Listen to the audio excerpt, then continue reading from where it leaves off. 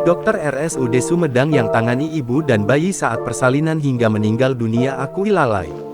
Dokter di RSUD Sumedang yang menangani proses persalinan Mamai Maida, 27, hingga harus meninggal dunia dengan bayinya yang belum sempat lahir, datang menemui keluarga almarhumah.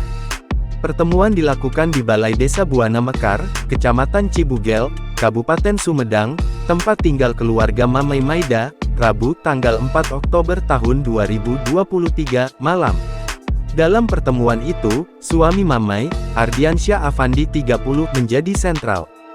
Dia mengatakan bahwa dokter yang bersangkutan telah mengakui lalai. Dokter menyampaikan bela sungkawa. Dokter juga mengakui ada kelalaian. Dan saat itu saya tidak bawa bab pidana, katanya, Kamis tanggal 5 Oktober tahun 2023.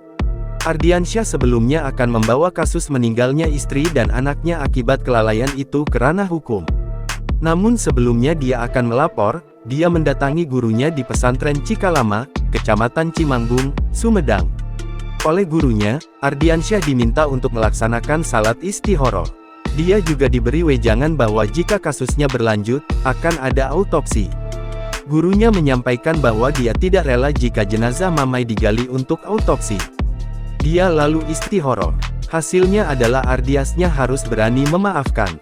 Ardiansyah memang tidak terpuaskan dengan jawaban-jawaban dokter atas diagnosa dan tindakan yang dilakukan kepada istrinya.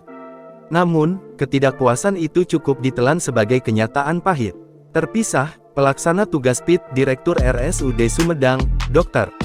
Enceng membenarkan telah menyelesaikan permasalahan tersebut secara kekeluargaan. Namun, saat disinggung soal pemberian sanksi terhadap dokter yang telah mengakui kelalaian tersebut, Enceng tak menjawab secara detail.